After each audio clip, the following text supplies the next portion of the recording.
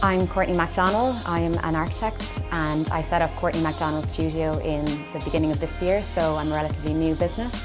We are an architecture and interior design practice and we focus on both residential and commercial environments. What we're trying to do is bridge the gap that is often quite disjointed between architecture and interior design, so we provide an umbrella of services under the one roof.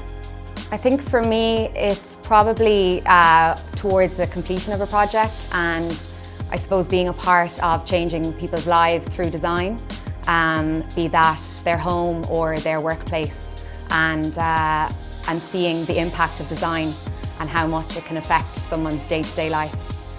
I think iconic offices have all the elements of a perfect workspace. I think as a designer myself, there's an incredible focus on the interiors, and to bring a client in here and show that off, I think you really get that wow factor the minute you walk through the door. I think I would probably tell my 18-year-old self to embrace your individuality. I think when you're a teenager, you're very much focused on trends.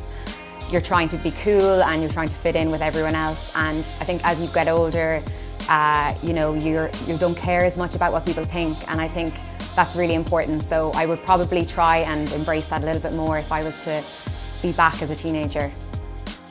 So I always actually wanted to be an architect. I grew up in a house, kind of a 1960s, 70s house, really badly designed. It was dark, dreary and cold, and I think I put it on myself to try and redesign it in my head, and I presented ideas to my parents, and I think that's where my kind of love of interior design and architecture came from, because I really wanted to change where I lived growing up.